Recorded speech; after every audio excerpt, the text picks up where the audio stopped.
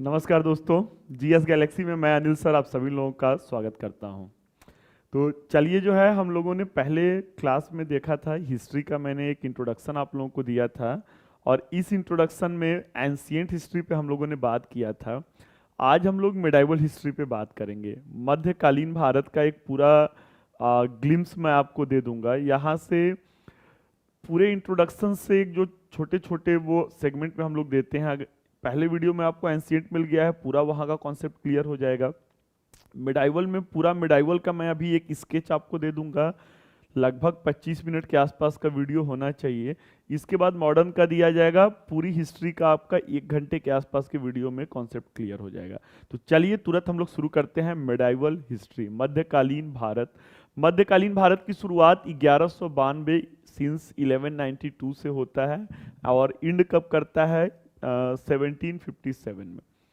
क्यों 1192 में शुरू होता है? क्योंकि इसी साल तराइन का द्वितीय युद्ध हुआ था जिसमें मुस्लिम शासन की भारत में स्थापना हुआ था। ठीक है। 1757 में क्यों इंड कर जाता है? यदुनाथ सरकार का फेमस स्टेटमेंट है 23 जून 1757 को भारत में मध्यकाल का अंत हो गया था और प्लासी के इस दिन के युद्ध के साथ भारत में एक नवीन शक्ति स्थापित हुई थी, अंग्रेजों की, जो अगले 200 सालों तक हमारे ऊपर प्रभाव डालते हैं। तो मध्यकालीन भारत शुरू करने से पहले एक early medieval history term use किया जाता है, पूर्व मध्यकालीन भारत। आइए थोड़ा सा उसके ऊपर भी नजर डालते हैं कि ये अर्ली मिडाइवल हिस्ट्री क्या है। पूर्व मध्यकाल क्या है? पूर्व मध्यकाल सबसे बड़ा मुद्दा तो ये होता है कि ये शुरू कब से हो रहा है। तो शुरू ये 712 ईस्वी में मोहम्मद बिन कासिम का इंडिया पे अटैक हुआ था। मोहम्मद बिन कासिम ये पहले आक्रांता थे जिन्होंने भारत पे अटैक किया था। और समाप्त कब होता है? 1192 ईस्वी में, जब मुस्लिम शासन यहाँ पे स्थापित हो जाता है। अगर एक छोटा सा सिंबॉलिक मैप मैं बनाऊं तो बिल्कुल ये आप लोगों को क्लियर हो जाएगा। मोहम्मद बिन कासिम कहाँ के रहने वाले थे? ये हमारा इंडिया हो गया, यहाँ पे ये गल्फ ऑफ पर्सिया का रीजन हो गया और ये रीजन आप देखिएगा ये ईरान का क्षेत्र हो जाता है। ये ईरान का क्षेत्र, यहाँ पे पाकिस्तान का ये क्षेत्र हो जाता है। पाकिस्तान का ये कराची बंदरगाह आप देख सकते हैं, ग्वादर का लोकेशन ये है। ये गल्फ ऑफ पर्सिया का ये ईरान का लोकेशन है। तो ईरान के शासक शाहरुख थे। शाहरुख ने अपने सेना प्रमुख मोहम्मद बिन कासिम को भेजा था भारत पे अटैक के लिए। वो कभी मैं दूसरी बार बताऊंगा रीजन क्या था।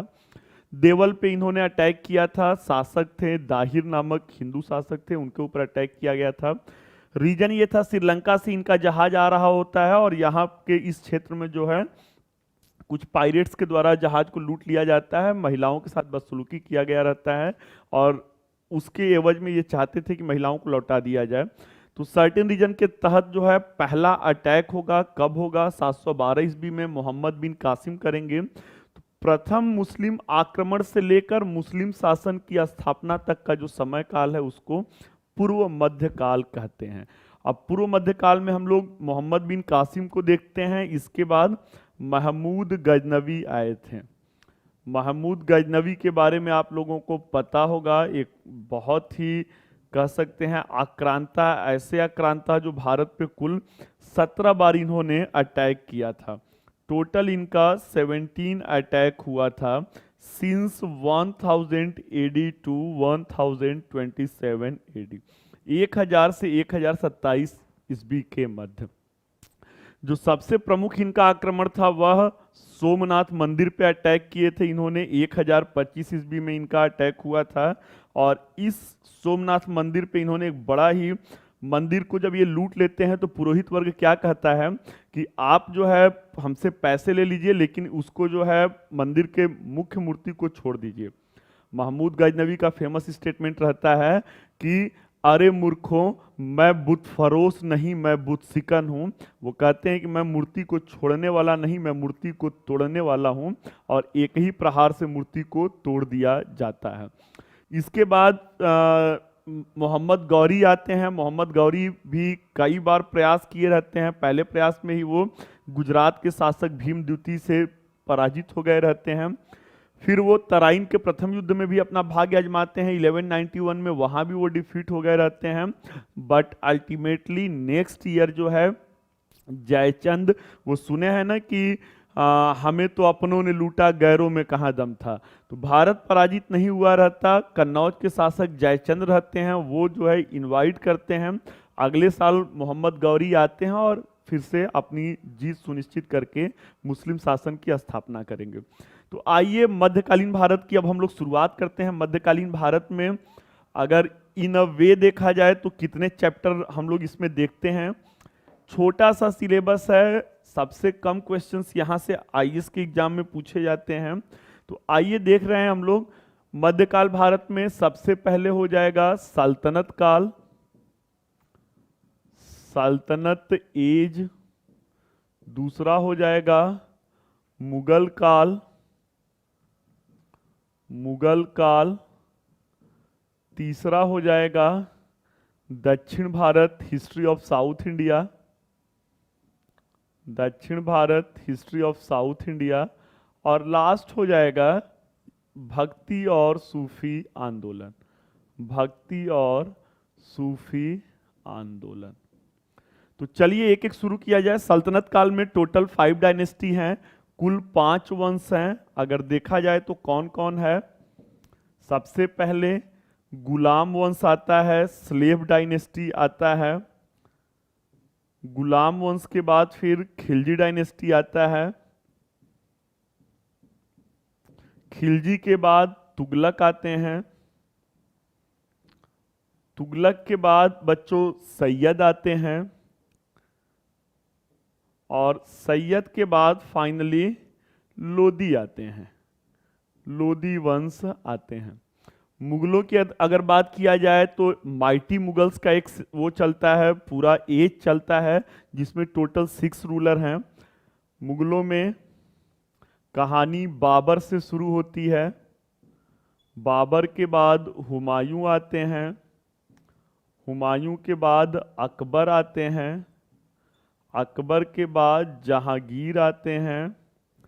जहांगीर के बाद शाहजहां आएंगे।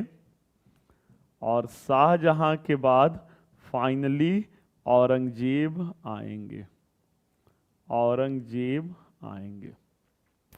उसी तरीके से बच्चों अगर दक्षिण भारत की बात किया जाए तो दक्षिण भारत का हम लोग मिडाइवल पर्सपेक्टिव में बात करेंगे, लेकिन एक मैं आपको पूरा इमेज बना देता हूं। दक्षिण भारत की शुरुआत संगम काल से हुआ था। संगम के बाद फिर यहाँ पे पल्लव आते हैं, पल्लव वंश रहेंगे। पल्लव के बाद फिर राष्ट्रकूट वंश आएगा।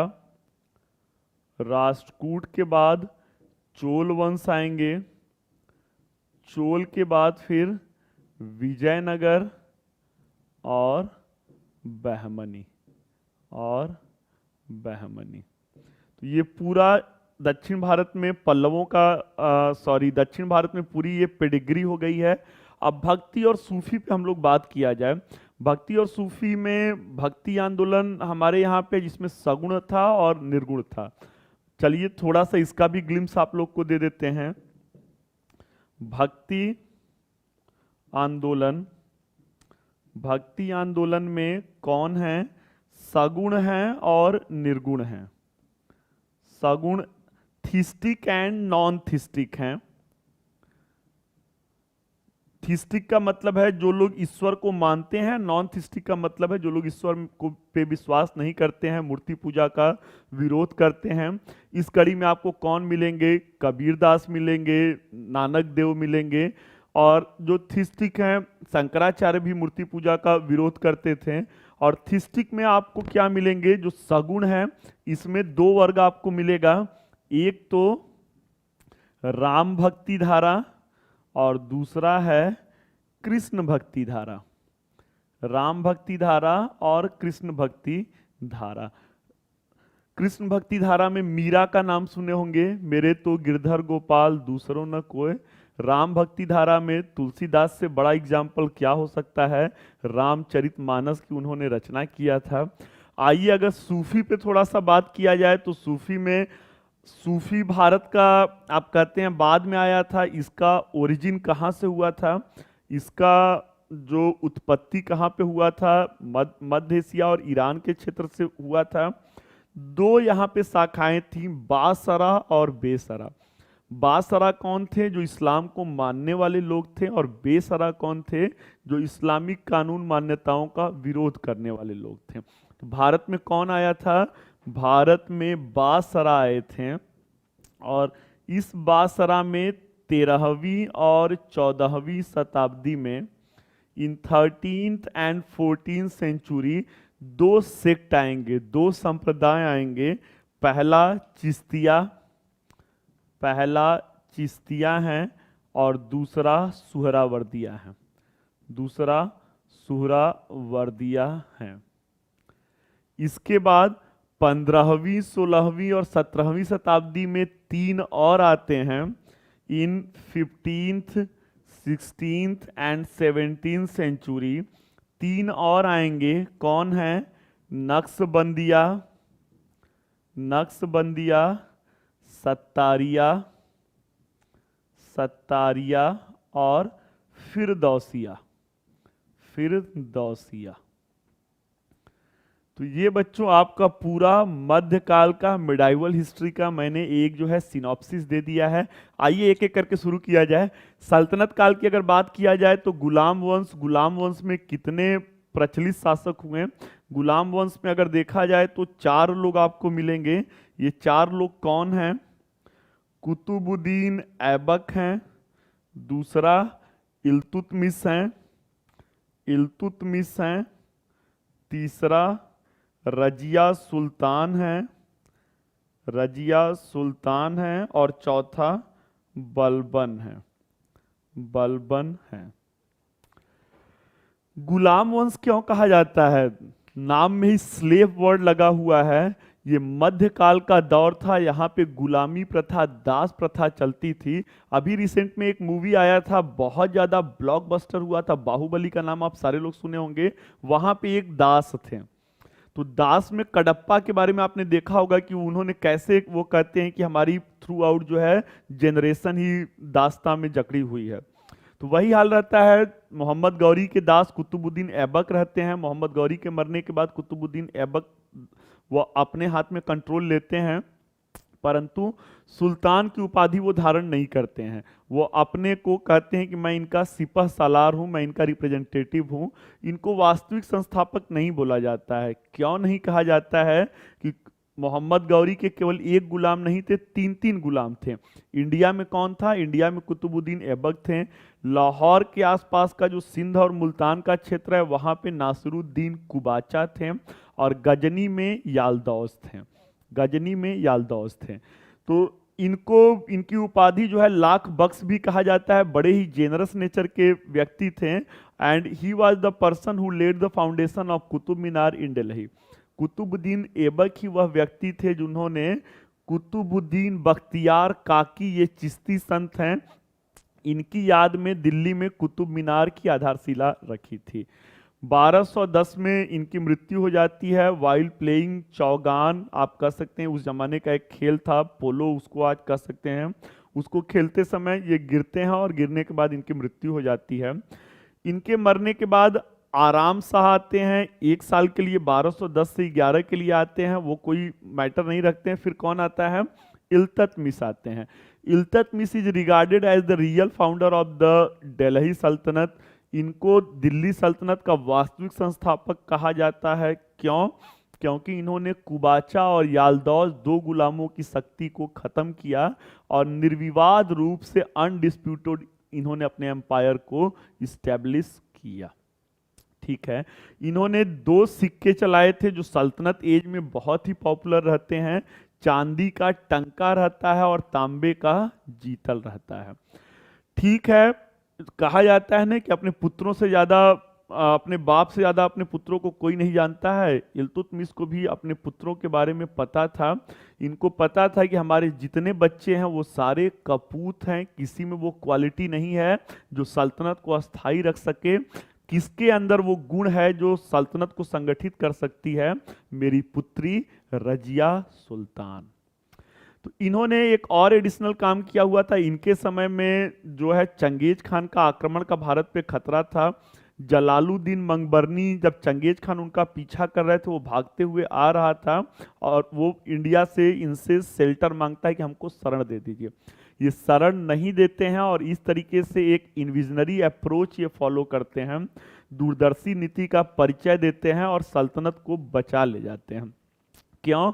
क्योंकि चंगेज खान इतना बड़ा योद्धा कोई नहीं था। सिकंदर का नहीं, चंगेज खान का विश्व में सबसे बड़ा अपना साम्राज्य था। ठीक है। अंतिम काम इन्होंने किया था खलीफा से, जो ईरान में खलीफा रहते हैं उनसे इन्होंने अपने शासन की मान्यता प्राप्त किया था। The exact year is approx 1229, 1229 के आसपास में। तो अब ये पुत्री को अपना डिक्लेयर कर चुके हैं कि रजिया अगली सुल्तान होंगी, लेकिन ये पहली बार होने जा रहा था मध्यकाल में कि कोई महिला शासिका बनती। पुरुष प्रधान समाज है, रजिया के जो या इनके दरबार के अपने जो अमीर वर्ग हैं वो खुद जो है इसको समर्थन नहीं दे रहे थे। और सबसे बड़ा दुश्मन कौन है? इल्तुतमिश भी कुतुबुद्दीन ऐबक के गुलाम रहते हैं और गुलामों के यूटिलिटी को, उपयोगिता को देखते हुए इन्होंने 40 गुलामों का एक दल बनाया था। ये 40 गुलामों के दल को तुर्काने चहलगानी ग्रुप 40 कहा जाता था और ये ग्रुप 40 ही रजिया का सबसे बड़ा राइवल बनता है। जब कुतुबुद्दीन इल्तुतमिश की जब मृत्यु होगी 1236 में, वो मरेंगे, उसके बाद जो अगला 20 इयर्स का हिस्ट्री है वो सुल्तान और इनके जो नोबल्स अमीर वर्ग हैं उनके बीच में एक टसल हो रहा है, उनके बीच में एक संघर्ष हो रहा है। और उस संघर्ष की बानगी क्या है? इनकी इच्छा के विरुद्ध, इल्तुतमिश की इच्छा के विरुद्ध किसको सुल्तान बना दिया जाएगा? रुकनुद्दीन फिरोज को बना दिया जाएगा। परंतु रजिया में वो सारे गुण थे जो उसको एक महान शासिका बना सकते थे। पिता की इच्छा को देखते हुए और कूटनीतिक भी थी, वो पब्लिक डोमेन में जाती हैं, आम जनता के बीच में जाकर के कहती हैं, लाल वस्त्र धारण करती हैं और कहती हैं कि मैं आपसे न्याय मांगती हूँ। आम जनता आती है, इमोशनल होती है, वो क्या करेगी? रुकनुद्दीन फिरोज को रिप्लेस करेगी। And right now Razia is the first women ruler of the Indian medieval history. Razia मध्यकाल की इस प्रकार से पहली महिला शासिका बनेगी। परंतु हबीबुल्लाह ने कहा है कि रजिया का सबसे बड़ा कमजोरी क्या था? कमजोरी उसका अपना महिला होना था। उस काल का समाज एक महिला को शासिका स्वीकार ही नहीं कर पाया। 4 साल ही उन्होंने कंप्लीट, 4 साल भी नहीं रहती हैं, 3 साल 6 महीना और समथिंग डेज के आसपास में वो रहती हैं। तो चलिए इस काल में क्या होता है? इस काल में रजिया सुल्तान के समय में उनके ही अपने अमीर रहते हैं, उनका नाम रहता है मलिक अल्तुनिया। एक छोटा सा फिगर मैं बनाता हूँ। मलिक अल्तुनिया ये दिल्ली है, भटिंडा ये पंजाब का क्षेत्र है, यहीं पे अल्तुनिया रहते हैं, वो रिवॉल्ट करते हैं। मलिक अल्तुनिया के रिवॉल्ट को दबाने के लिए रजिया दिल्ली से निकलती हैं, लेकिन इनको नहीं पता था कि इनका अमीर वर्ग इतना ज़्यादा कायर निकलेगा कि राजधानी छोड़ते ही वो सत्ता पलट कर देगा। जैसे ही वो राजधानी छोड़ेंगी, क्या करेंगे? रजिया के भाई बहराम शाह को तुर्काने चहलगानी जो है शासक बना देगा और कहेगा ये पेटीकोट शासन हम लोग मान्य नहीं करेंगे।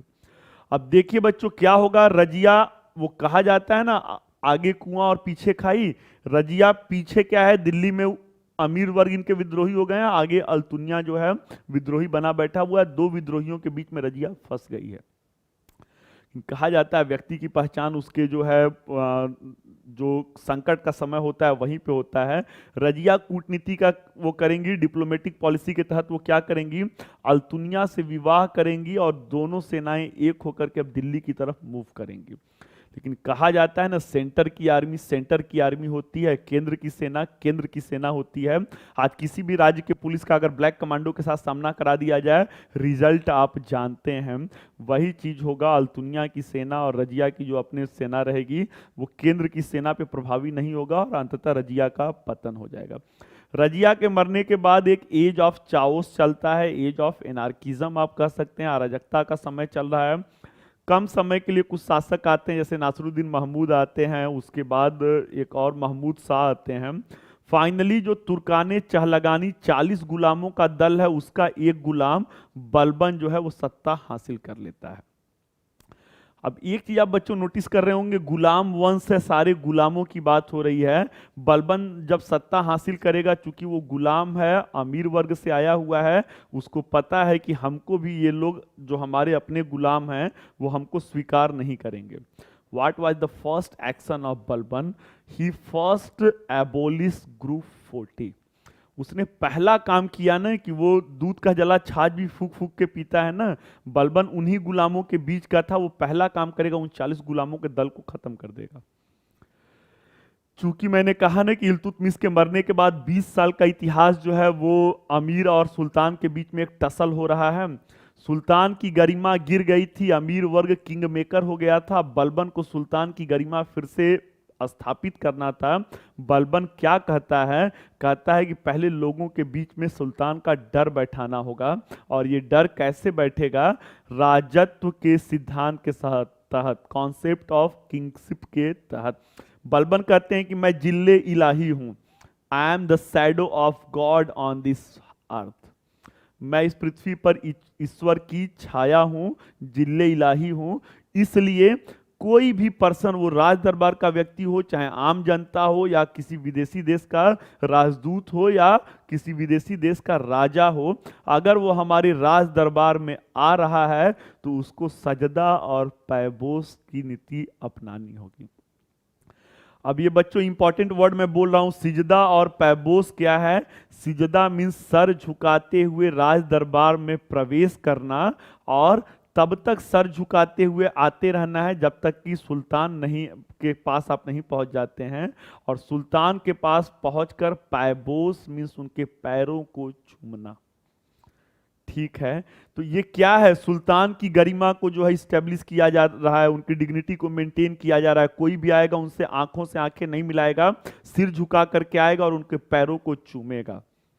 तो ये तो इनका अपना एक कह सकते हैं लीगल वे में काम चल रहा है। बाकी वो क्या करते हैं? वो रक्त और लौह की नीति लाते हैं, एक रेन ऑफ टेरर स्थापित करेंगे। रक्त और लॉ की नीति में क्या होगा कि कोई भी हमारे अगेंस्ट में, राजा के अगेंस्ट में कोई भी जाएगा उसको मार दिया जाएगा, चाहे वो छोटा सा षड्यंत्र कर रहा है, चाहे वो बड़ा सा षड्यंत्र कर रहा है। और आगे इसी रक्त और लॉ की नीति को कौन अपनाता है? जर्मनी के चांसलर रहते हैं, नाम रहता है बिस्मार्क, और इसी नीति के तहत वो जर्मनी का एकीकरण करने में सफल होते हैं। तो प्रश्न ये बन सकता है, या हम लोग एक इस पे मुद्दा उठा सकते हैं कि क्या रक्त और लौह की नीति बलबन की प्रासंगिक नीति थी? बिल्कुल प्रासंगिक नीति थी। जिस समय का वो परिवेश था, जिस समय की परिस्थितियां चल रही थी, साम्राज्य को स्थापित करने के लिए मध्यकाल में तलवार की नोक का सहारा लिया जाता था। और उसमें बलबन का रिजल्ट ये है कि 1266 से 1288 तक वो शासन करने में सफल रहा। आगे चल के वो गुप्तचर व्यवस्था को स्थापित करेंगे और लंबे समय तक वो शासन करेंगे। इनके मरने के बाद कैकुबाद आते हैं। He was the last ruler of the slave dynasty and he was assassinated by the Jalaluddin Khilji, the military commander of his army. Kaiqubad को 2 साल के बाद ही उनके ही सेना के एक व्यक्ति, नाम रहता है जलालुद्दीन खिलजी, मार देंगे। और इस तरीके से अगला वंश बच्चों कौन सा आ जाएगा? खिलजी डायनेस्टी। खिलजी वंश 1290 से लेकर के 1320 तक रहता है। यहाँ पे बस 2 शासक का नाम आता है, जलालुद्दीन खिलजी, ये भी 6 साल के लिए शासन करते हैं। फिर उसके बाद कौन आता है? अलाउद्दीन खिलजी। अलाउद्दीन खिलजी, ये इनको एक निगेटिव वे में लिया जाता है हिस्ट्री में, लेकिन हम लोग अनबायस्ड होके थोड़ा सा वो देखेंगे। सबकी अपनी एम्बिशन होती है बच्चों, आप लोग की भी अपनी एम्बिशन है कि हमको अपने कंपटीशन एग्जाम को क्वालिफाई करना है। उस समय का जो राजनीतिक क्षेत्र था, अपने बाहुबल से, अपने पुरुषत्व से, अपनी प्रतिभा को दिखाना था। अलाउद्दीन खिलजी ने भी वही किया। इन्होंने जलालुद्दीन खिलजी को कड़ा में मार दिया। कड़ा आज का इलाहाबाद का लोकेशन है। और मारने के बाद अपनी साम्राज्यवाद की नीति शुरू की, इंपीरियलिस्टिक पॉलिसी शुरू किया, जिसको 2 चरणों में देखेंगे, नॉर्थ इंडिया का कनकरेंस एंड साउथ इंडिया का कनकरेंस। उत्तर भारत की विजय और दक्षिण भारत की विजय। उत्तर भारत की विजय में वो किसको जीतेंगे? मालवा को जीतेंगे, रणथंभौर को जीतेंगे, गुजरात को जीतेंगे, सिवाना को जीतेंगे। और इस तरीके से वो अपना उत्तर भारत में पूरा पक्ष मजबूत कर ले जाएंगे।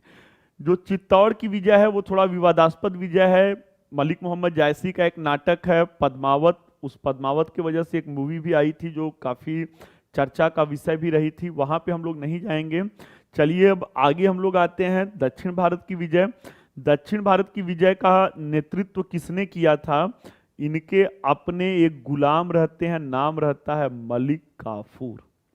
मलिक काफूर सारे अभियानों का नेतृत्व किए थे। पहले वो महाराष्ट्र को, देवगिरी का जो क्षेत्र था, देवगिरी के रामचंद्र देव को हराएंगे। उसके बाद काकतीय साम्राज्य के प्रताप रुद्र देव रहते हैं, उनको पराजित करेंगे। वारंगल के काकतीय थे। फिर उसके बाद वो नीचे आएंगे, मदुरा के पांड्यों को फाइनली नहीं डिफीट कर पाए थे। सुंदर पांड्य और वीर पांड्य नाम के वो थे। होता क्या था कि जब भी ये राजधानी पे आते थे वो वहां से निकल करके आ जाते थे, जो आइलैंड का एरिया था। तो ये एक्सट्रीम साउथ का पोजीशन, इसलिए मलिक काफूर कभी बहुत ज़्यादा समय तक रुक नहीं पाया था। एक इम्पॉर्टेंट जो मुद्दा है कि कहाँ से इनको कोहिनूर का हीरा मिला था। गोलकुंडा के जो वो थे काकतीय शासक हैं, वारंगल के प्रताप रुद्र देव हैं, उसी समय में एक व्यापारी रहते हैं, उनका नाम मीर जुमला रहता है, उन्होंने दिया था। अलाउद्दीन के कुछ अपने सुधार हैं जिसकी वजह से इतिहास में उनको याद किया जाता है। प्रशासनिक सुधार है, अलाउद्दीन खिलजी के आर्थिक सुधार हैं और उनकी मार्केट कंट्रोल पॉलिसी है। प्रशासनिक सुधार में इन्होंने क्या किया? प्रशासनिक सुधार में पहले ये 4 अध्यादेश लाते हैं, उसमें इन्होंने वेश्यावृत्ति को समाप्त किया। ही जस्ट बैंड ऑन प्रोस्टिट्यूजम। वेश्यावृत्ति का बैन करने के बाद अगला काम ये करेंगे कि अल्कोहल पे, मदिरा पान पे बैन लगाएंगे और प्रशासन के अंतर्गत ये कहेंगे कि अब वंशानुगत व्यवस्था समाप्त होगा। राजा का बेटा राजा तो होगा, परंतु प्रशासन में जो है जज का बेटा जज नहीं होगा, सैनिक का बेटा सैनिक नहीं होगा। कैसे भर्तियां की जाएंगी? योग्यता के आधार पे, on the base of merit. अब योग्यता के आधार पे अलाउद्दीन खिलजी के द्वारा वो जो इनिशिएटिव्स लिया गया था, आज आप कंपटीशन देते हैं, आज कंपटीशन में भी आपकी सफलता कैसे इंश्योर किया जाता है? आपकी योग्यता, आपके परफॉर्मेंस के आधार पे ना। तो ठीक है, अलाउद्दीन खिलजी का प्रशासन में ये एक बहुत बड़ा सुधार था। इसके अलावा वो क्या कहते हैं, घोड़ों को दागने की प्रथा लाते हैं, क्योंकि इस अरेबियन हॉर्सेस को व्यापक पैमाने पे यहाँ पे आयात किया जाता था। और घोड़े को दागने के प्रोसेस में क्या हुआ कि अब कोई भी करप्शन नहीं किया जा सकता है। कोई भी घोड़े की जगह पे देसी घोड़े को, अरेबियन घोड़े की जगह पे देसी घोड़े को इन्वॉल्व नहीं किया जा सकता था। फिर क्या करेंगे? आज का आधार कार्ड आप कह सकते हैं, ये सैनिकों का हुलिया नोटिस करते हैं। कहते हैं आपके जो भी बॉडी के फीचर्स हैं उसको आप 2-3 आपको अपना हुलिया बताना है, और उसके तहत सेना में युद्ध लड़ने के लिए वही सैनिक जाएगा और उसके अलावा कोई वो चीजें नहीं की जा सकती हैं। आर्थिक सुधार अलाउद्दीन खिलजी ने क्या किया था? भूमि मापन की आज भी हमारे यहाँ पे इकाई बिस्वा है। इस बिस्वा प्रणाली की शुरुआत अलाउद्दीन खिलजी ने ही किया था। ठीक है, अलाउद्दीन खिलजी वो पहला ऐसा शासक था जिसने भू राजस्व का 50% लिया था, और इसके अलावा उसने चराई और घरी का कर भी लगाया था। तो ठीक है, अलाउद्दीन खिलजी एक छोटे समय तक ही रहते हैं, 1296 से तो 1316 तक ही शासन करते हैं, लेकिन इनके शासन का जो प्रभाव था वो लॉन्ग लास्टिंग था। वो एक लंबे समय तक इनको याद किया जाता है। इसके अलावा जो उन्होंने मार्केट कंट्रोल पॉलिसी लाया था, ये आज का कैंटीन सिस्टम है। फिक्स प्राइस पे जो है उस जमाने में, आज से लगभग 700 सालों पहले, फिक्स प्राइस पे जो है फूड ग्रेन्स को देना, फिक्स प्राइस पे क्लॉथ को देना, ये केवल अलाउद्दीन खिलजी के ही बस की बात थी। अलाउद्दीन खिलजी आए और उसके बाद उनके मरते ही जो है मुबारक शाह आते हैं। मुबारक शाह को थोड़ा कहा जाता है कि कॉन्ट्राडिक्टरी टाइप के व्यक्ति थे, कभी कभी नग्न अवस्था में ही राज दरबार में चले आते थे। तो इसीलिए खिलजी वंश ज़्यादा दिन टिक नहीं पाया, और तुरंत कौन सा वंश आएगा? तुगलक वंश आएगा। और तुगलक वंश के संस्थापक कौन रहेंगे? गयासुद्दीन तुगलक। गयासुद्दीन तुगलक 5 साल तक ही रहेंगे, कोई विशेष काम नहीं कर पाएंगे, परंतु इनका जो एक कॉन्फ्लिक्ट था वो चिश्ती संत थे, उनका नाम था निजामुद्दीन औलिया। जब गयासुद्दीन तुगलक बंगाल के अभियान से लौट रहे होते हैं, तब उन्होंने एक फतवा जारी किया कि निजामुद्दीन औलिया से कह देना कि मेरे दिल्ली पहुंचने से पहले वो दिल्ली को छोड़ दें। लेकिन निजामुद्दीन औलिया को एक कहा जाता था कि एक जिंदा पीर थे, एक फकीर थे। उन्होंने क्या संदेशा भेजा? उन्होंने कहा, हुनूज दिल्ली अभी दूर अस्त। 2-3 बार आपके एग्जाम में ये क्वेश्चन पूछा गया है कि किसने ये स्टेटमेंट दिया था। उन्होंने कहा हुजूर दिल्ली अभी बहुत दूर है। ठीक है, गयासुद्दीन तुगलक आएंगे दिल्ली में और अगले जो उत्तराधिकारी रहेंगे मोहम्मद बिन तुगलक, तुगलकाबाद में एक लकड़ी का किला बनवाए रहते हैं। उसका एक सर्टेन जगह पे पिन पॉइंट रहता है, वो उस पे नॉक करने के बाद वो पूरा महल जो है ताश के पत्तों की तरह गिर जाता था। तो वो आते हैं, इनको वेलकम करेंगे, वेलकम करने के बाद जब वो बाहर निकलेंगे उस पिन पॉइंट पे जो है वो नॉक करेंगे और उसी महल में दब करके गयासुद्दीन तुगलक की मृत्यु हो जाएगी। अगला सबसे इंटरेस्टिंग शासक आ रहे हैं, नाम है मोहम्मद बिन तुगलक। मोहम्मद बिन तुगलक को क्यों इतिहास में याद किया जाता है? इनके 5 एम्बिशियस प्रोजेक्ट्स के लिए। 5 एम्बिशियस प्रोजेक्ट्स इनके क्या थे? पहला, दोआब क्षेत्र में इन्होंने कर की वृद्धि किया था। गंगा यमुना का दोआब क्षेत्र जो था इसमें इन्होंने कर को बढ़ाया था। बढ़ाने का रीजन क्या था? इन्होंने देखा था कि 9 साल पहले अलाउद्दीन खिलजी 50% यहाँ से राजस्व ले रहे थे, तो ये कहते हैं मैं क्यों नहीं ले सकता हूँ। ये बढ़ाएंगे, लेकिन इनके साथ इनका भाग्य जो है आगे आगे चलता था। जिस साल कर बढ़ाएंगे उसी साल दोआब क्षेत्र में अकाल आ जाएगा और इस अकाल के कारण जनता बढ़े हुए कर को देने में असमर्थ होगी। फाइनली इस प्रोग्राम को वो रोल बैक करते हैं, इस योजना को वापस कर लेते हैं। दूसरी इनकी योजना क्या रहेगी? इंट्रोडक्शन ऑफ टोकन करेंसी, सांकेतिक मुद्रा का प्रचलन। ये सांकेतिक मुद्रा क्या है? सांकेतिक मुद्रा जैसे आज कागज की मुद्रा हम लोग प्रयोग करते हैं ना, ये एक टोकन करेंसी आप कह सकते हैं कि 2000 का नोट जो है वो 2000 का उसमें वैल्यू नहीं है एग्जैक्ट, 2000 का चांदी उसमें नहीं है, 2000 का सोना उसमें नहीं है, ये एक प्रतीक के रूप में है ना। ठीक है, तो इनको इतिहासकारों में कुछ इतिहासकारों ने पागल बादशाह कहा है, लेकिन आधुनिक जो रिसर्च है उसमें ये सिद्ध किया गया है कि नहीं, ये कोई कॉन्ट्राडिक्शन नहीं थे, बल्कि बड़े ही इन्विजनरी किंग थे, दूरदर्शी शासक थे। बस यही है कि समय से आगे की सोचते थे। ऐसा नहीं था कि सांकेतिक मुद्रा इन्होंने ही पहली बार चलाया था। इसके पहले चीन में कुबलई खान ने सांकेतिक मुद्रा सफलतापूर्वक चलाया था। तो इनको यहाँ भी इनके शाही कोष में चांदी की कमी रहती है, तो ये सांकेतिक मुद्रा का प्रचलन करते हैं। लेकिन भूल कहाँ पे होती है? भूल उन सारे मुद्राओं पे ये प्रॉपर जो है सिंबल नहीं बना पाएंगे, और प्रॉपर सिंबल नहीं बनने की वजह से क्या होगा? बर्नी कहता है, जो उस समय का इतिहासकार है, कि हर हिंदू का घर शाही टकसाल बन गया था। थोड़ा सा इसमें पूर्वाग्रह की भावना है, केवल हिंदुओं का घर ही शाही टकसाल नहीं बना होगा, सारे लोग इस लालच में या इस लालसा में सिक्कों को ढाले होंगे। कहने का मतलब क्या है? निष्कर्ष यह है कि ये दूसरी योजना भी असफल हो गई। तुगलक को लगता है बड़ी बदनामी हुई, अब राजधानी को परिवर्तन किया जाए और नॉर्थ इंडिया से साउथ इंडिया शिफ्ट किया जाए। और मोहम्मद बिन तुगलक ही ऐसे पहले शासक थे मध्यकाल में जिन्होंने दक्षिण भारत को जीत करके अपने साम्राज्य का अंग बना लिया था। अलाउद्दीन खिलजी भी मैंने कहा अभी जीता है ना, उसने जीत के अपने साम्राज्य का अंग नहीं बनाता है, बस उनसे कर की उगाही करते हैं। And in this way he followed the policy of Samudragupta. Samudragupta ने भी दक्षिण भारत का अभियान किया था, लेकिन कौन सी नीति अपनाई थी? सर्व कर दाना ग्रहण। मीन्स कि उसके अलावा वो था ग्रहण मोक्षानुग्रहण, कि इनको ग्रहण किया, ग्रहण करके इनको मोक्ष कर दिया और इनसे टैक्स लेते थे। तो अलाउद्दीन खिलजी सफल था, मोहम्मद बिन तुगलक ने उसको नकारा। दिल्ली से दौलताबाद गए और दौलताबाद जाने के समय ये इनको चाहिए था क्या था कि पहले अपने गए रहते हैं और अपने प्रशासनिक मशीनरी को लेके गए रहते हैं। लेकिन ये कहते हैं कि नहीं, दक्षिण भारत में जा रहा हूं तो मुझे दिल्ली की जनता की भी याद आएगी, जनता को भी साथ में लेके चलते हैं। तो क्या भूल क्या होता है? क्यों एक एक करके इनकी सारी योजनाएं असफल हो जाती हैं? सम्राट अशोक का नाम मैंने आपसे लिया था प्राचीन इतिहास के इंट्रोडक्शन के वीडियो में। सम्राट अशोक ने, अशोक का ट्री आप अपने घरों में देखे होंगे या सड़क पे देखे होंगे या कभी भी किसी पार्क में गए होंगे तो देखे होंगे। ये अशोक का ट्री सम्राट अशोक के द्वारा ही लगवाया गया था सड़कों के दोनों किनारों पर। क्यों? क्योंकि भारत एक ट्रॉपिकल एंड सब ट्रॉपिकल जोन में आता है, उष्ण कटिबंधीय क्षेत्र में आता है, गर्मी ज्यादा होती है, सड़क पे लोगों को छांव मिलेगा। इनके द्वारा कोई ऐसा प्रयास नहीं किया जाएगा, न तो कोई सराय बनवाया जाएगा।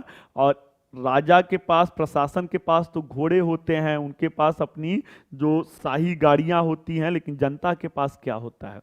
जनता के पास कोई ऐसे साधन नहीं होते हैं। और इस प्रकार ये योजना भी, दौलताबाद की भी योजना इनकी असफल होती है। खजाना खाली है, एक एक करके योजनाएं असफल होती जा रही हैं। ये क्या कहते हैं कि चलिए जो है अब कहीं पे आक्रमण किया जाएगा, और आक्रमण कहाँ पे करने का प्लान बनाएंगे?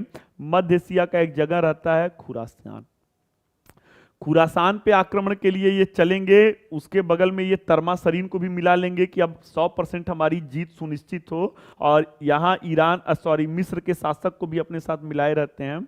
लेकिन होता क्या है, ये सैनिकों को मनोबल को बढ़ाने के लिए 3,75,000 की सेना का गठन करेंगे और सबको 10 महीने का एडवांस वेतन दे देंगे। जब अभियान के लिए निकलेंगे तो पता चलेगा तर्मासरीन का सत्ता पलट हो चुका है, खुरासान अभियान असफल हो जाता है, और फाइनली सैनिकों को एडवांस मनी भी दिया जा चुका है, अभियान भी नहीं हुआ। तुगलक अब परेशान।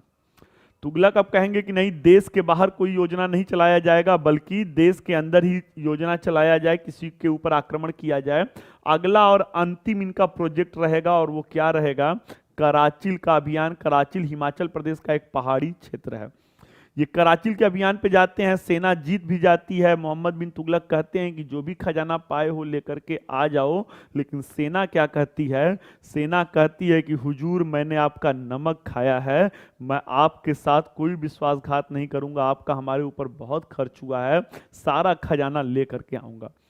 सेना आगे बढ़ जाती है और बर्फबारी होना शुरू होगा, और उस तूफान में और बदले हुए मौसम में वो फंस जाएंगे।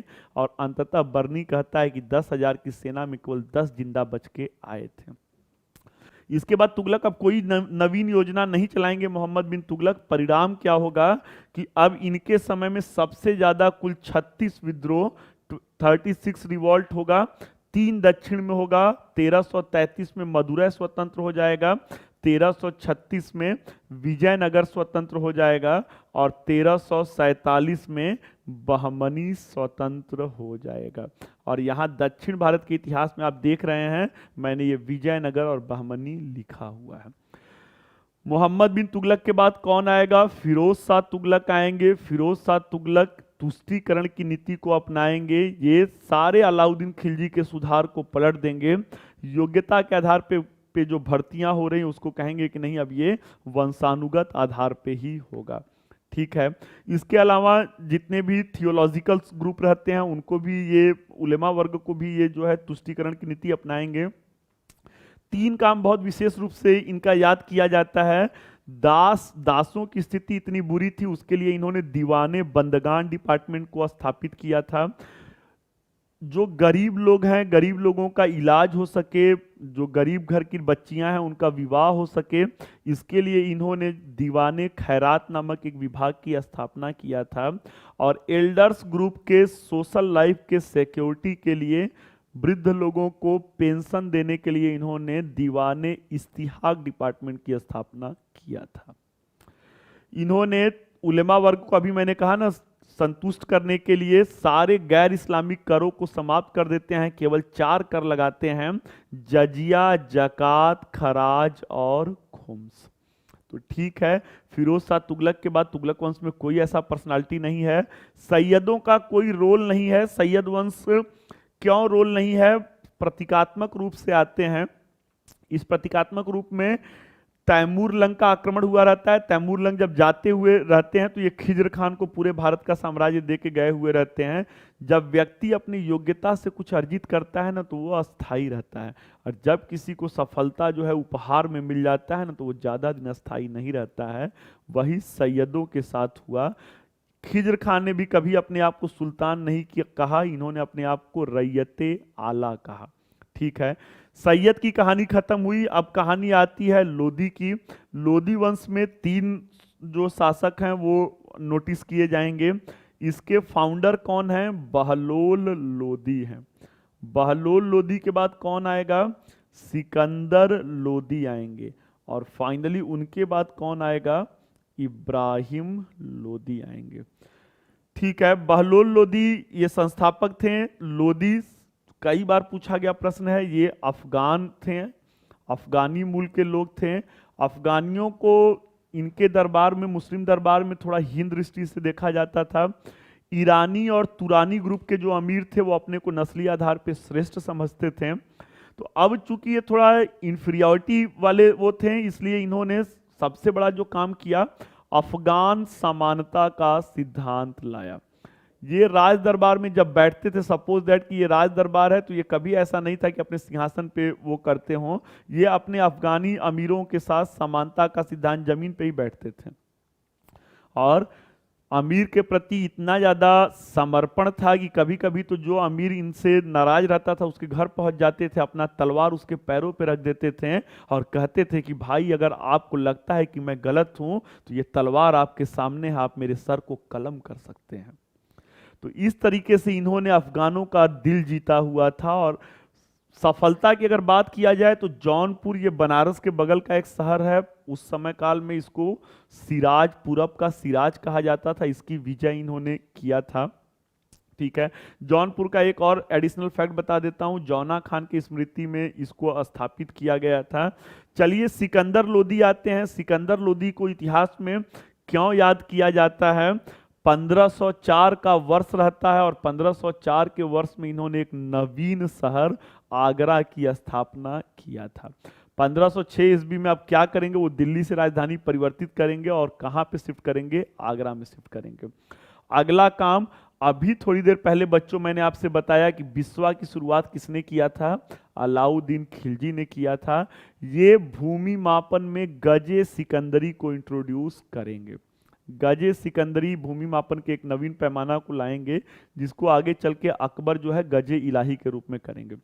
अंतिम शासक इब्राहिम लोदी हैं। इब्राहिम लोदी उतने योग्य शासक नहीं रहते हैं और इनके एक दो नहीं, इनके कई सारे विरोधी रहते हैं। इन विरोधियों में प्रमुख रूप से कौन रहेंगे? दौलत खान लोदी हैं। दौलत खान लोदी, आलम खान लोदी और राजस्थान के शासक राणा सांगा। ठीक है, तो ऐसे स्थिति में बाबर को भारत में आक्रमण करना मुफीद लगता है। बाबर जो है अटैक करेंगे।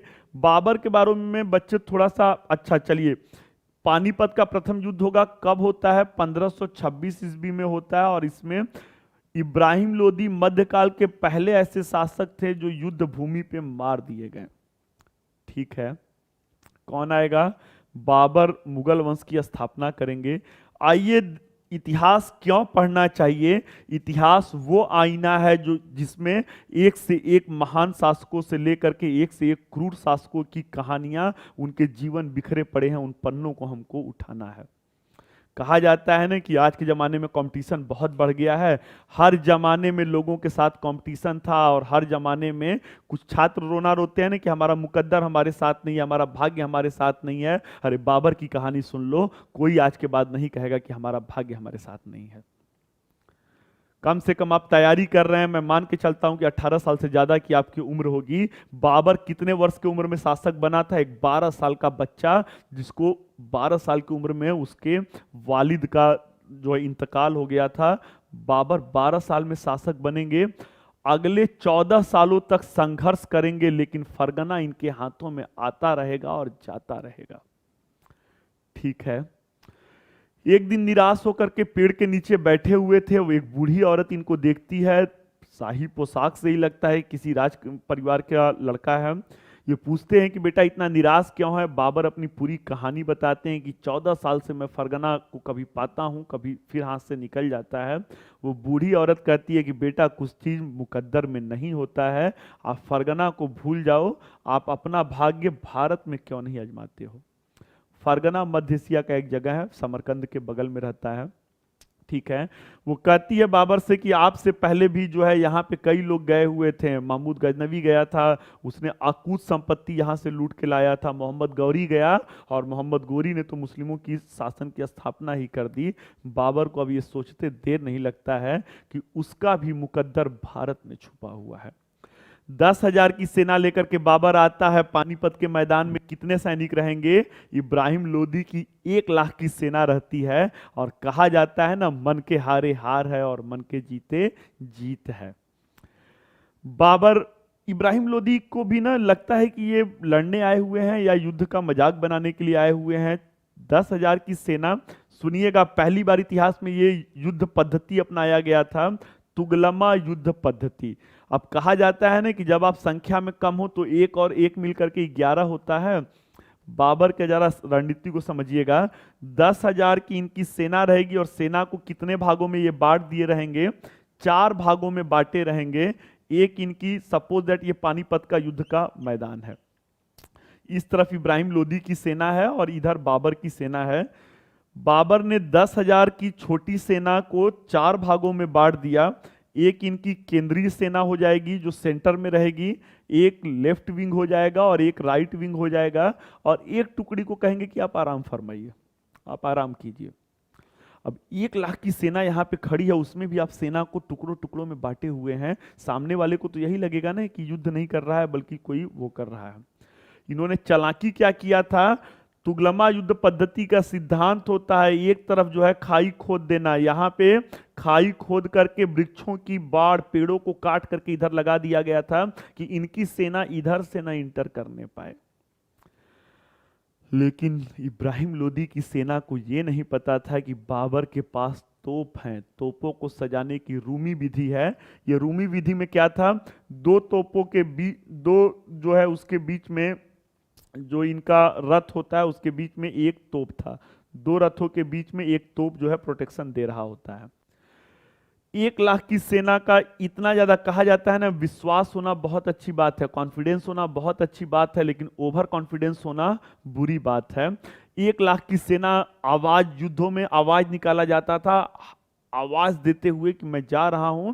इब्राहिम लोदी को भी आश्वस्त करते हैं कि बस आज ही युद्ध समाप्त हो जाएगा, इनको तो हम लोग उठा करके 10,000 को लेकर चले आएंगे। 1 लाख की सैनिक जब हल्ला करते हुए आगे बढ़ेगी तो एक बार बाबर के सैनिकों का भी मनोबल गिरेगा। लेकिन क्या होगा? इसी समय तोपों से जो है वो गोले दागे जाएंगे। हाथी जो रहते हैं, हाथियों में भगदड़ मचती है, और भगदड़ मचने के बाद बाबर अपने इस रिजर्व सेना को बैक साइड से अटैक करने के लिए कहेगा।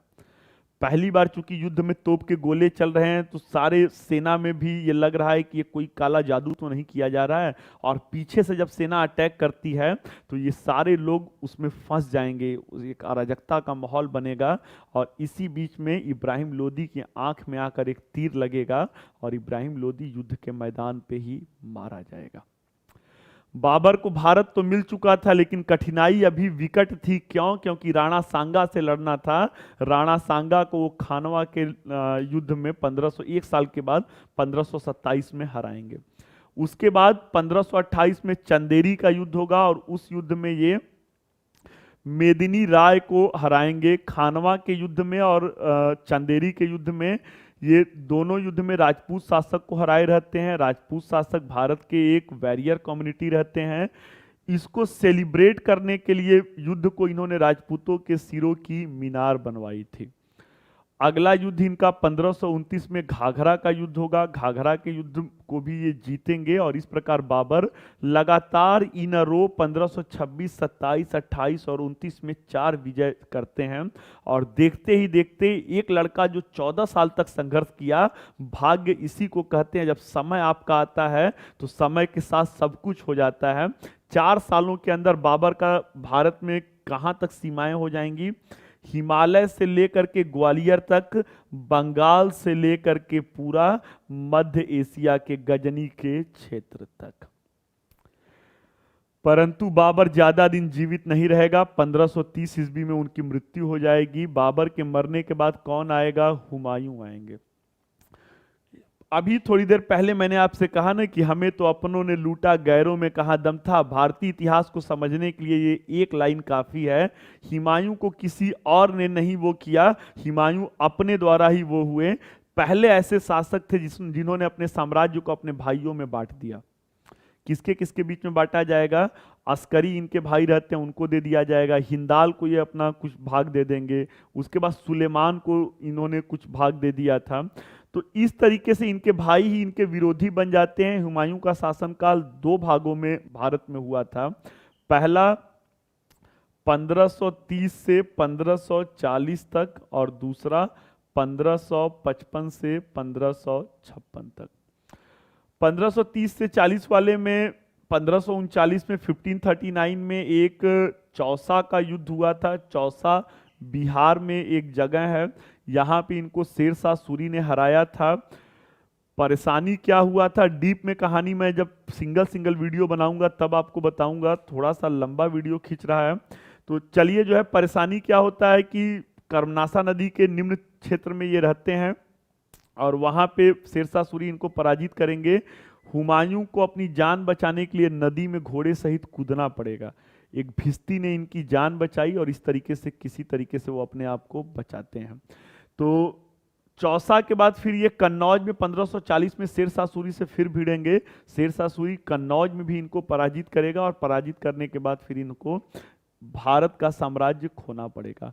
अगले 15 साल तक ये संघर्ष में रहते हैं और अंततः इसी संघर्ष के दौरान अकबर पैदा हुए रहते हैं। कहाँ पे?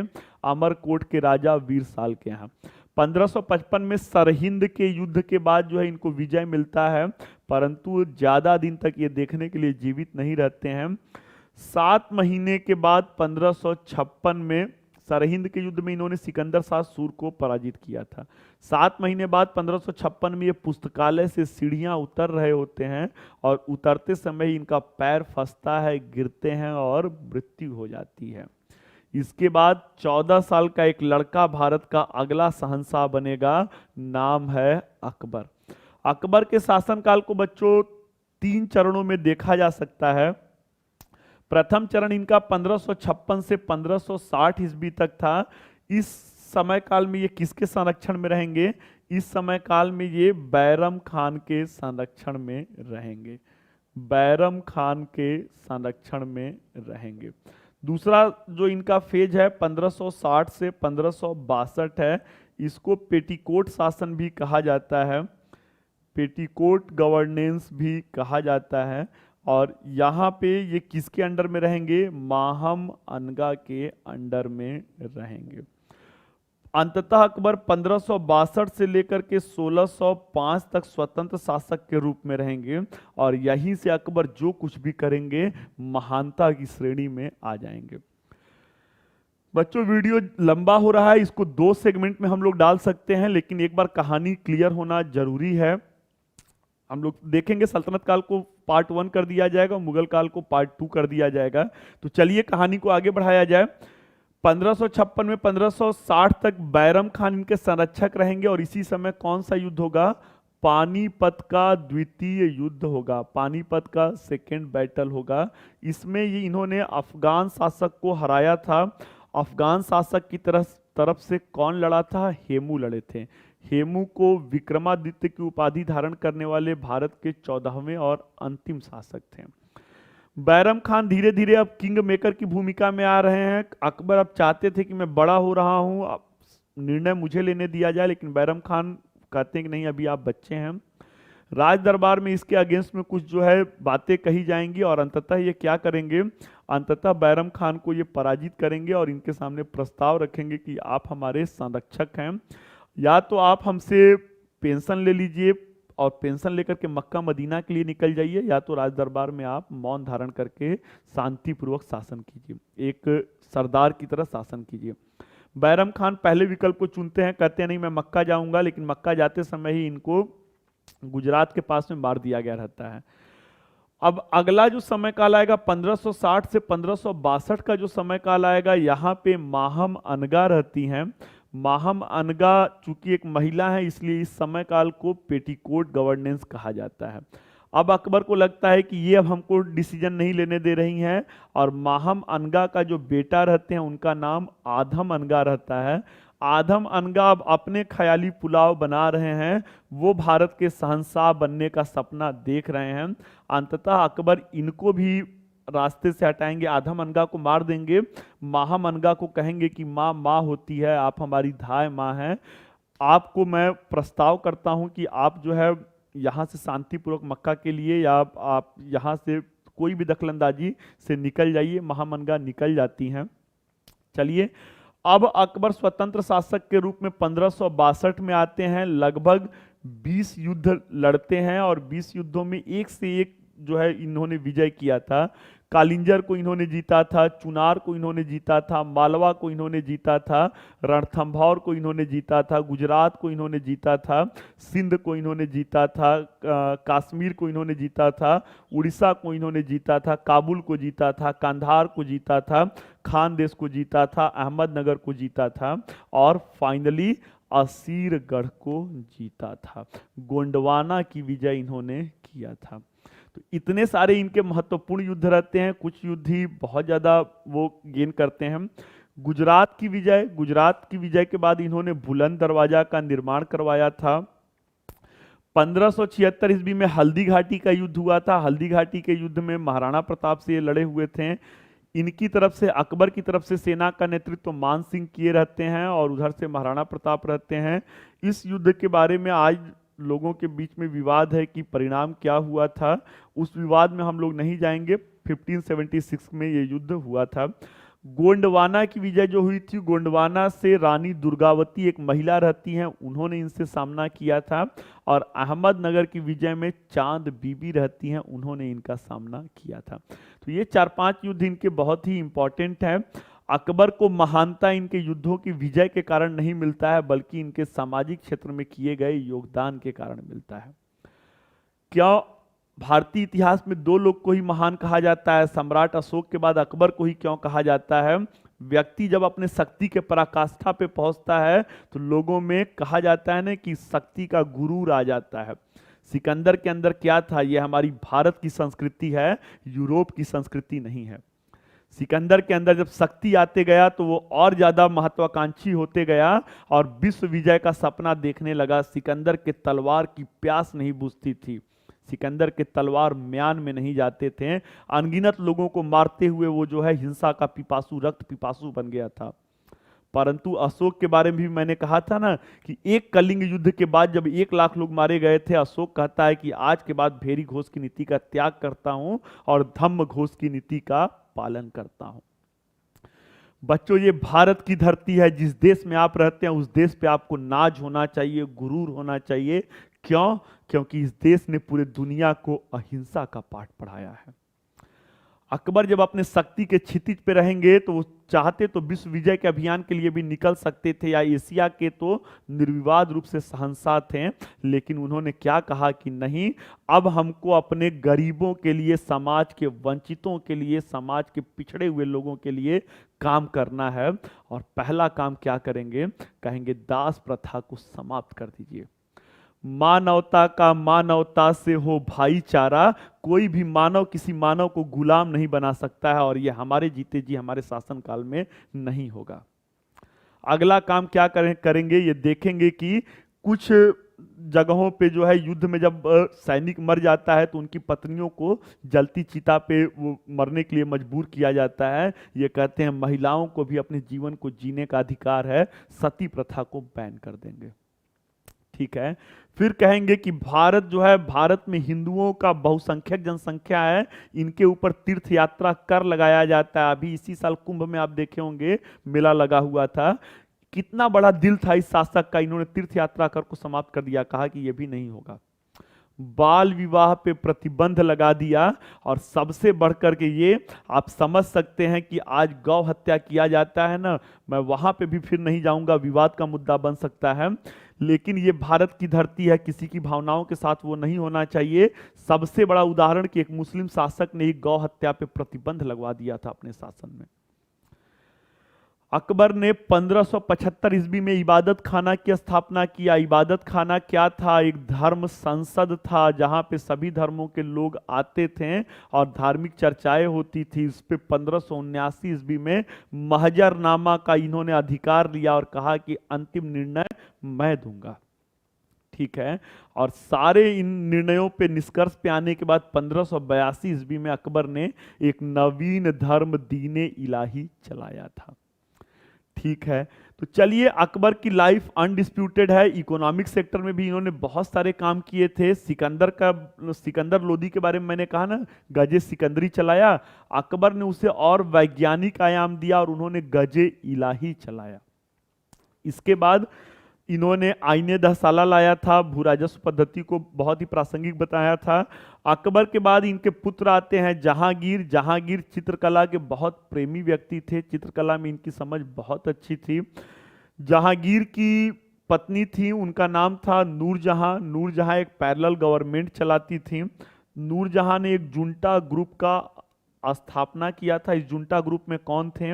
इनके फादर थे, फादर का नाम एतमादुद्दौला था। इनकी मदर थी, मदर का नाम असमत बेगम था। इनके भाई थे, भाई का नाम आसफ खान था। इसके अलावा इसमें शाहजहां भी जो है इस ग्रुप में वो थे।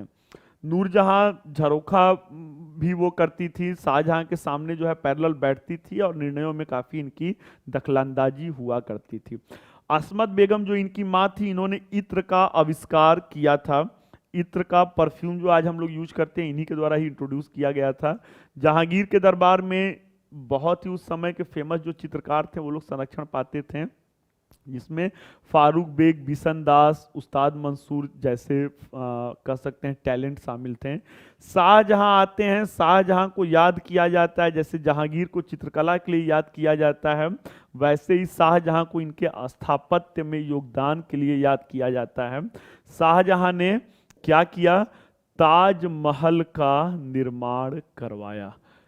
ताजमहल के बाद इन्होंने लाल किला बनवाया, रेड फोर्ट बनवाया, देन आफ्टर इन्होंने जामा मस्जिद बनवाई, और इसके बाद लाल किला में रखने के लिए इन्होंने तख्ते ताउस या इसको मयूर सिंहासन भी कहा जाता है। ठीक है, तो शाहजहां के ये अपने वो थे, इनके 4 बेटे थे। 4 बेटों में इनके समय के अंतिम काल में 1556 ईस्वी में उत्तराधिकार का युद्ध शुरू हो जाता है। 2 वर्षों तक ये युद्ध चलता है। 1558 ईस्वी में फाइनली कौन जीतता है? औरंगजेब जीतते हैं। किस युद्ध के बाद? देवराई के युद्ध के बाद, जिसमें इन्होंने दारा सिकोह को मरवा दिया। दारा सिकोह जनता के द्वारा बहुत ज़्यादा लोकप्रिय थे, बड़े बेटे थे, और उसके बाद इन्होंने अपने फादर को कैद में करवा लिया। औरंगजेब के समय के बाद से ही मुगलों का पतन होना लगता है। क्यों ऐसा होता है? औरंगजेब ने अपने समय में जो भी इनके पूर्वजों की नीतियां थीं, उन सारे नीतियों को ये पलट देते हैं। क्या करेंगे? जैसे कि सबसे पहले ये राजपूत नीति को पलट देंगे, जो सुलह कुल नीति अकबर के द्वारा चल रही थी उसको ये पलट देंगे। सिखों के साथ इनका विवाद हो जाएगा। गुरु तेग बहादुर रहते हैं, उनको यहाँ पे मार दिया जाएगा। चांदनी चौक पे शीशगंज गुरुद्वारा को देख सकते हैं। औरंगजेब के सामने सबसे बड़ी चुनौती यहाँ दक्षिण भारत में छत्रपति शिवाजी महाराज प्रस्तुत करते हैं। शिवाजी के मरने के बाद मराठों को कुचलने के लिए औरंगजेब 1682 ईस्वी में साउथ इंडिया में आते हैं और आकर के यहीं पे फंस जाते हैं। एक प्रश्न पूछा जाता है कि जिस प्रकार स्पेन के नासूर ने नेपोलियन का पतन कर दिया, उसी प्रकार दक्कन के फोड़े ने औरंगजेब का पतन कर दिया। कैसे? शिवाजी के मरने के बाद इनको लगता है कि अब मराठों में दम नहीं है, आऊंगा और एक आध साल के अंदर मैं मराठों को जीत लूंगा। लेकिन मराठों में एक मरते हैं तो फिर दूसरा खड़ा होता है। कौन? ये आएंगे, संभाजी को, शिवाजी के बड़े बेटे को मारेंगे। उनका छोटा बेटा उठ के खड़ा होगा, राजा राम। राजा राम 1700 में मरेंगे। अब क्या होगा? औरंगजेब को लगेगा अब मराठा हमारे कदमों पे हैं। ताराबाई औरंगजेब को ललकारेंगी, कहेंगी खबरदार से, अभी मराठों में कोई ना कोई जिंदा है। और सबसे लड़ते हुए ये क्या करेंगे? विनाश काले विपरीत बुद्धि, ये बीजापुर को जीत लेंगे 1686 ईस्वी में, और 1687 ईस्वी में गोलकुंडा को जीत लेंगे। औरंगजेब को कट्टर मुस्लिम कहा जाता था, लेकिन वही मैं अभी शब्द यूज किया ना, विनाश काले विपरीत बुद्धि, ये मुस्लिम शासक थे। बीजापुर भी मुस्लिम शासक था और गोलकुंडा भी मुस्लिम शासक था। एक मराठों को झुकाने के लिए अब मुस्लिमों पे अटैक करना शुरू करते हैं, और यहीं से कहानी क्या बनेगी। अभी तो दुश्मन नंबर 1 जो है मराठे थे, दुश्मन नंबर 2 जो है ये बीजापुर हो गया, दुश्मन नंबर 3 गोलकुंडा हो गया। यहाँ पे राजपूत विरोध करते हैं, 5 नंबर पे सिख हो जाएंगे, और 6 नंबर पे कौन? जाट हो जाएंगे। और जब सारे इनके ऊपर वो पड़ेंगे ना, तो औरंगजेब उस समय बूढ़ा हो चुका है। अब उसका दिमाग काम करना बंद करेगा और वो सोचेगा काश कोई अपना होता जो मुझे बचा लेता। लेकिन कहा जाता है ना, एक हमारे यहाँ पे कहावत है, अब पछतायत होत क्या जब चिड़िया चुग गई खेत। औरंगजेब ने किसी अपने को छोड़ा रहता तब तो वो आया रहता। तीन तीन भाइयों को मारते समय उन्होंने ये नहीं सोचा, अपने बाप को 8 साल तक कारागार में रखते हुए उन्होंने ये नहीं सोचा, और इस तरह गुमनामी में औरंगजेब की मृत्यु हो जाती है, और इस मृत्यु के साथ मुगलों का पतन शुरू हो जाता है। दक्षिण भारत पे बच्चों अब नहीं जाऊंगा, फिर किसी दिन आपसे मुलाकात होगी और इसको भी थोड़ा डीप में इंट्रोडक्शन दूंगा। थोड़ा सा ब्रीफ में आता हूं। पल्लव वंश मैंने यहां पे लिखा हुआ था। अगर पल्लव के बारे में बात किया जाए तो पल्लव वंश कहां पे थे, फिर से एक मैप बना करके आपको क्लियर कर देता हूं। ये कोई एक साथ में शासन नहीं कर रहे हैं, ये पल्लव हैं। पल्लव कांची के पल्लव थे। अगर साउथ इंडिया के फिगर की तरफ वो किया जाए तो कांची कहाँ पे आता है, कांची ये आंध्र प्रदेश के लोकेशन पे आता है। राष्ट्रकूट कहाँ थे, महाराष्ट्र और अपर कर्नाटका के एरिया और कुछ वेस्टर्न पार्ट ऑफ ये तेलंगाना भी आप कह सकते हैं, ये राष्ट्रकूटों का था। चोल कहाँ पे थे, चोल ये तमिलनाडु और अपर या कह सकते हैं लोअर जो आंध्र प्रदेश का रीजन है वहां पे ये चोला हैं। और बाद में विजयनगर और बहमनी पे मैं अभी बता रहा हूं। पल्लवों की बात किया जाए, ये कांची के पल्लव हैं। यहाँ पे दो शासक की बात किया जाएगा, पहला महेंद्र वर्मन है और दूसरा नरसिंह वर्मन है। महेंद्र वर्मन ने मत्त विलास प्रहसन की रचना किया था, ये एक सेटायरिकल ग्रंथ है। इनका युद्ध किससे होता, यहाँ गुजरात और महाराष्ट्र में उस जमाने में इनके समय में चालुक्य शासन कर रहे थे, और चालुक्य शासक कौन थे, पुलकेशिन सेकेंड थे। पुलकेशिन द्वितीय से इनका युद्ध होगा, महेंद्र वर्मन पराजित होंगे, और पराजित होने के बाद फिर इनके राजधानी को कब्जा भी कर लिया गया था। कहा जाता है ना कि होनहार वीरवान के होत है चिकने पात। महेंद्र वर्मन के बेटे आते हैं, नाम रहता है नरसिंह वर्मन। नरसिंह वर्मन अपने पिता के हार का बदला लेने के लिए इनको 2 बार पराजित करेंगे, और 2 बार पराजित करने के बाद अब इनकी राजधानी को जीतेंगे। वातापी इनकी राजधानी रहेगी, और कौन सी उपाधि धारण करेंगे, प्रश्न पूछा गया है, वातापी कोंड की।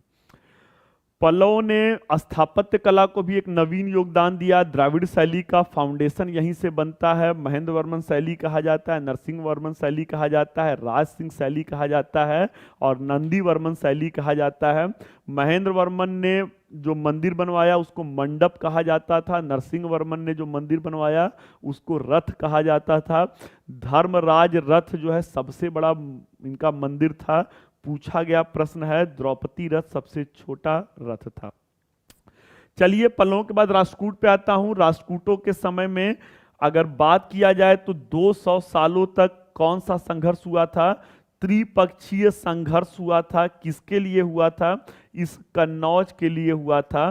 3 पक्षीय संघर्ष में 3 शक्तियां होनी चाहिए। राजस्थान और दिल्ली में कौन था, गुर्जर प्रतिहार हैं, और यहाँ बंगाल में कौन था, यहाँ पे पाल हैं। बच्चों आप कश्मीर के बारे में सुने हैं ना, कश्मीर 75 साल से एक नासूर बना हुआ है, उसका कोई भी सॉल्यूशन नहीं मिल रहा है। तो ऐसा नहीं है, इतिहास में इस कन्नौज के लिए ये 3 शक्तियां 200 सालों तक लड़ी थी। इसी राष्ट्रकूटों में एक शासक थे अमोघ वर्ष। अमोघ वर्ष 50 वर्ष से ज़्यादा शासन करने वाले भारतीय इतिहास के रेयर शासक हैं। इन्होंने ही अपने देश में पड़े हुए अकाल को दूर करने के लिए अपना अंगूठा काट करके अग्नि को हवन चढ़ाया था। राष्ट्रकूटों के बाद फिर कौन आते हैं, चोल आते हैं। चोल में 2 शासक बहुत ही इंपॉर्टेंट हो जाते हैं, पहला राजराज प्रथम और दूसरा राजेंद्र प्रथम। राजराज प्रथम ने 1010 ईस्वी में राजराजेश्वर मंदिर बनवाया था, जिसको बृहदेश्वर मंदिर भी कहा जाता है। तंजौर में इन्होंने बनवाया था, तंजौर ही इनका राजधानी भी था। तो ये 1000 साल पूरा होने वाला एक रेयर मॉन्यूमेंट है इंडिया का। राजराज ने और क्या किया था, इन्होंने एक बार आते हैं श्रीलंका पे अटैक करते हैं और एक ही झटके में आधा श्रीलंका, उत्तरी श्रीलंका जीत जाएंगे, और पोलन नरुआ को इन्होंने उत्तरी श्रीलंका की राजधानी बनाया। ठीक है, इसके बाद बेटा आता है। राजराज का मृत्यु 1014 में हो जाती है। बेटा 1014 से लेकर के 1044 तक रहते हैं। इन्होंने चोलों का साम्राज्यवाद स्थापित किया। पिता ने आधा श्रीलंका जीता था, बेटे ने पूरे श्रीलंका को जीता और यहाँ के शासक महेंद्र पंचम को बंदी बना करके अपने यहाँ लेते आए। यहीं पे भारत में ही कारागार में, चोलों के कारागार में श्रीलंका के शासक महेंद्र पंचम की मृत्यु हो जाती है। इसके बाद राज किसको जीतेंगे? ये मालदीव को जीतेंगे। देन आफ्टर ये आसियान कंट्री आप देख सकते हैं भारत की इस तरफ आएंगे, ये जावा को जीतेंगे, मलय प्रायद्वीप को जीतेंगे, कंबोडिया के आसपास के क्षेत्र को जीतेंगे और पूरा ये समुद्र में अपना अखंड साम्राज्यवाद स्थापित करेंगे। सब जीतने के बाद दक्षिण भारत को आप सुने होंगे ना, थोड़े कंजर्वेटिव हैं या थोड़ा धर्म के प्रति ज्यादा लगाव है।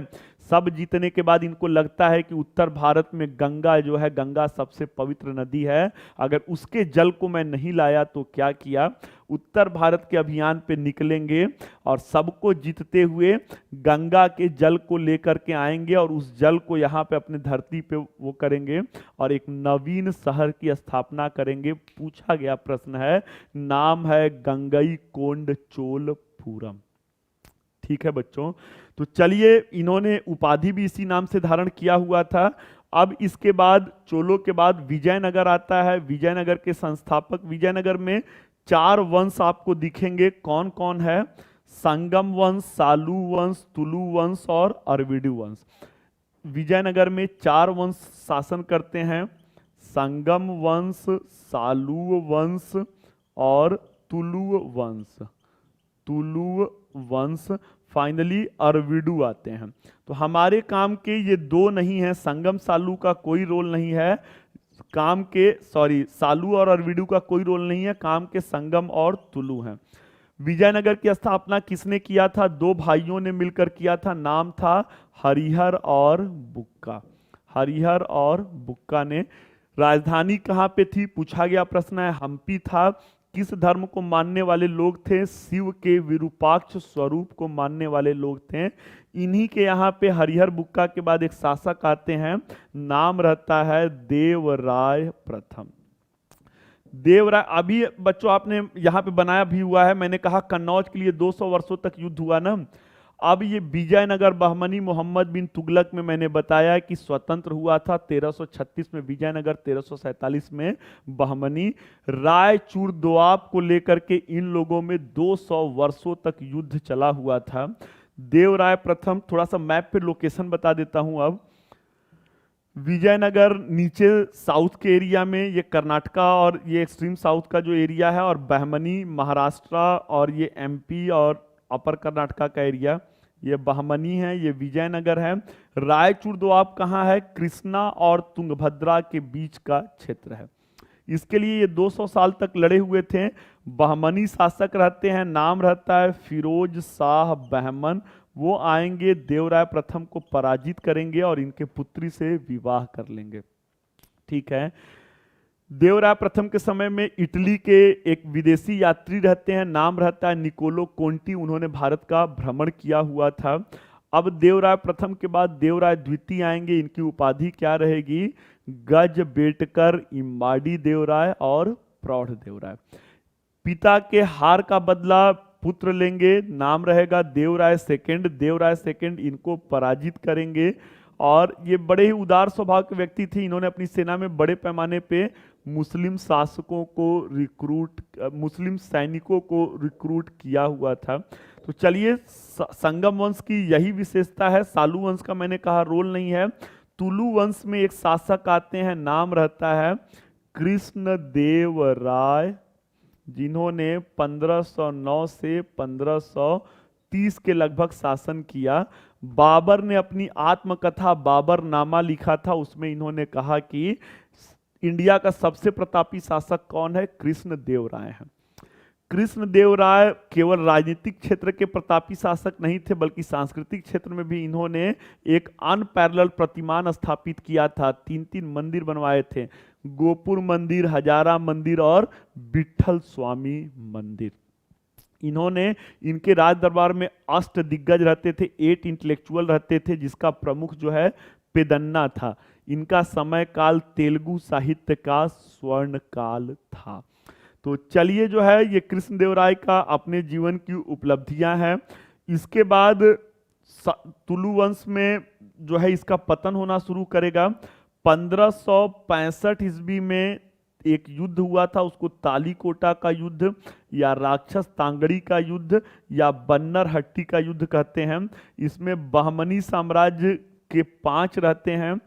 नाम सुनिएगा बच्चों ध्यान से, अब खत्म होने वाला है वीडियो, थोड़ा पेशेंस रखना है।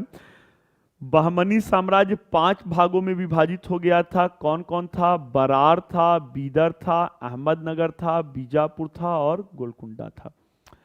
फिर से बरार है, बीदर है, बीजापुर है, गोलकुंडा है, अहमदनगर है। कई बार फेवरेट क्वेश्चन है, जब भी आपको ट्रैप करना होता है तो ये इस तरीके का उठाते हैं। इस युद्ध में कौन भाग नहीं लिया था? 1565 के तालीकोटा के युद्ध में बरार ने भाग नहीं लिया था। सिंपल सा ट्रिक बता देता हूं, कभी नहीं भूलेगा, बरार से नहीं था करार। मतलब बरार भाग नहीं लिया, इससे करार नहीं था, बाकी चारों ने भाग लिया था। तो इसके बाद इनका पतन होना शुरू हो जाएगा, तुलु वंश खत्म हो जाएगा, अरविडू वंश आएगा, नाम मात्र का शासन करेगा और इनकी भी कहानी खत्म हो गई। बहमनी वंश का बता देता हूं, संस्थापक कौन था? अलाउद्दीन हसन बहमन शाह थे। इनके गुरु कौन थे? हसन गंगू थे और इनकी राजधानी कहाँ थी? गुलबर्गा थी। इनके पूरे बहमनी साम्राज्य में आप कह सकते हैं ये व्यक्ति जो हैं फिरोज शाह बहमन, जिन्होंने देवराय प्रथम को हराया था। फिरोज शाह बहमन बड़े ही प्रतापी शासक थे, देवराय प्रथम को हराया था, इनके पुत्री से विवाह किया था। देवराय द्वितीय के तरीके से जैसे इन्होंने मुस्लिम सैनिकों को अपने यहाँ पे नियुक्त किया, वैसे इन्होंने हिंदू सोल्जर्स को अपने यहाँ पे नियुक्त किया था। बस एकमात्र इनके ऊपर धब्बा है, दक्षिण के संत रहते हैं गेसुदराज, गेसुदराज के साथ इनका अपना जो है शासनकाल विवाद का समय काल रहता है। उत्तर में मैंने बताया था ना गयासुद्दीन तुगलक का निजामुद्दीन औलिया के साथ, तो इनका भी पूछा गया है गेसुदराज के साथ। बाद में एक मोहम्मद द्वितीय नाम के शासक आते हैं, उनके समय में महमूद गवां का उत्कर्ष होता है। महमूद गवां ही बहमनी साम्राज्य को नवीन ऊंचाई देते हैं, लेकिन बहुत महत्वाकांक्षी रहते हैं, उनको मरवा दिया जाता है और महमूद गवां के मरने के साथ ही बहमनी साम्राज्य का पतन होना शुरू होगा और वही मैंने कहा 5 भागों में विभाजित हो गए हैं। अकबर में अभी मैंने बताया था ना, अहमदनगर की शासिका चांद बीबी ने लड़ा हुआ था। औरंगजेब ने बीजापुर और गोलकुंडा को जीता, तो बीजापुर गोलकुंडा की कहानी कैसे खत्म हुई थी। तो चलिए बच्चों, ये पूरा आपका अब साउथ इंडिया भी कंप्लीट हुआ। भक्ति और सूफी आंदोलन को किसी दिन इसका एक सेपरेट वीडियो बना दूंगा। तो आप लोगों को अंत में सारे बच्चों को ये मैं कहूंगा कि वीडियो अगर अच्छा लगा है तो आप हमारे चैनल जीएस गैलेक्सी को जरूर से सब्सक्राइब कीजिए, अपने दोस्तों में इस वीडियो को शेयर कीजिए। क्योंकि इन सिंगल वीडियो में पूरा मैंने मेडिवल हिस्ट्री आपको दे दिया है। अगर आपके कुछ वैल्यूएबल सुझाव हैं तो आप हमको कमेंट कर सकते हैं या हमारे नंबर पे आप उसका मैसेज दे सकते हैं। तो चलिए बच्चों, फिर किसी वीडियो में आप लोग से मिलते रहेंगे, तब तक के लिए धन्यवाद।